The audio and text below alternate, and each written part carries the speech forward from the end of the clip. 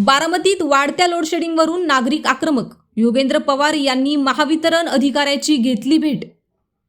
बारामती तालुक्यात गेल्या काही दिवसांपासून वाढलेल्या लोडशेडिंगच्या समस्येमुळे नागरिक, शेतकरी आणि व्यावसायिकांमध्ये तीव्र नाराजीचे वातावरण निर्माण झाले आहे. कडक उन्हाळा, वाढती वीज मागणी आणि वारंवार होणारी वीज कपात यामुळे जनजीवन विस्कळीत झाले असून शेतीच्या कामांनाही मोठा फटका बसत आहे. या पार्श्वभूमीवर आज बारामतीतील भिगवण रोडवरील ऊर्जा भवन येथे महावितरणाच्या MSEB प्रमुख अधिकाऱ्यांची भेट घेऊन सविस्तर चर्चा करण्यात आली. यावेळी तालुक्यातील विविध भागात होत असलेल्या अनियमित वीज कपातीबाबत अधिकाऱ्यांसमोर तीव्र नाराजी व्यक्त करण्यात आली. शेतकऱ्यांना रात्री अपरात्री मोटार सुरू करण्यासाठी जागरण करावे लागत असल्याने त्यांचे मोठे हाल होत आहेत. तसेच नागरिकांनाही उष्णतेच्या तीव्रतेत सततच्या वीज खंडित होण्याचा त्रास सहन करावा लागत असल्याचे बैठकीत निदर्शनास आणून देण्यात आले. बैठकीदरम्यान वीज पुरवठा सुरळीत ठेवण्यासाठी आवश्यक उपाययोजना तातडीने राबविण्याची मागणी करण्यात आली. भारनियमनाचे वेळापत्रक निश्चित आणि पारदर्शक पद्धतीने जाहीर करणे, ग्रामीण भागातील तांत्रिक अडचणी त्वरित दूर करणे तसेच शेतीपंपासाठी नियमित वीज पुरवठा उपलब्ध करून देणे या मुद्द्यांवर सकारात्मक चर्चा झाली. महावितरण प्रशासनाने नागरिक आणि शेतकऱ्यांच्या समस्या गांभीर्याने घेतल्या असून वाढत्या लोडशेडिंगवर नियंत्रण आणण्यासाठी तातडीने आवश्यक ती कार्यवाही करण्याचे आश्वासन दिले.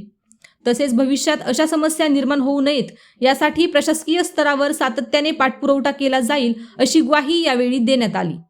या चर्चेसाठी राष्ट्रवादी काँग्रेस पार्टी शरदचंद्र पवार पक्षाचे बारामती तालुका अध्यक्ष ॲडव्होकेट राजेंद्र बापू जगताप, महिला तालुका अध्यक्षा वनिताताई बनकर, बारामती नगरपालिकेच्या विरोधी पक्षनेत्या आरतीताई शेंडगे यांच्यासह पक्षाचे पदाधिकारी, शेतकरी बांधव आणि परिसरातील नागरिक मोठ्या संख्येने उपस्थित होते.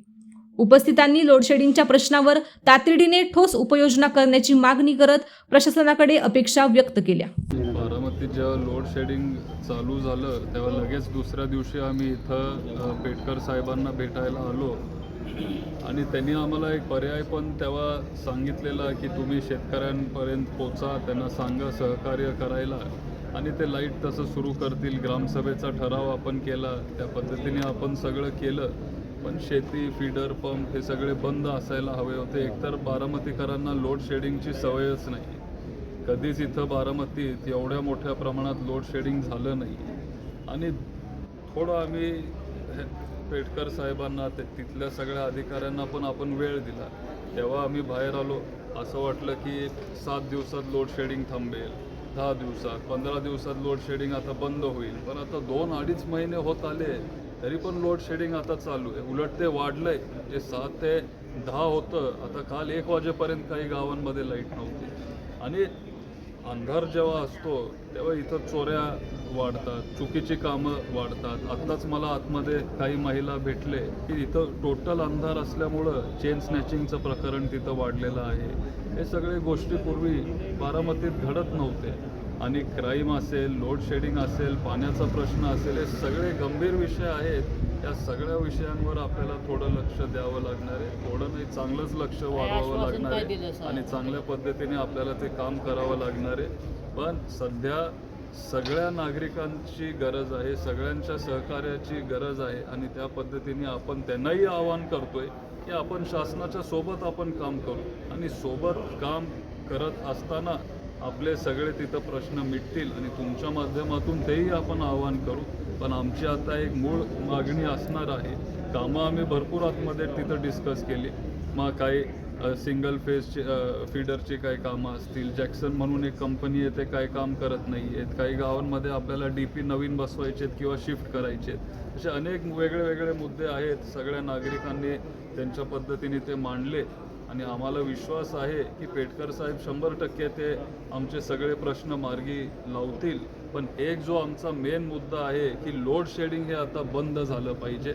बरेच महिने आम्ही थांबलो. सुरुवातीला मी इथं आलो, आम्हाला वाटलं की आता थांबेल, उद्या थांबेल. पण 2-2.5 महिने होत आले आणि लवकरात लवकर हे सगळं लोड शेडिंग हे बंद झालं पाहिजे.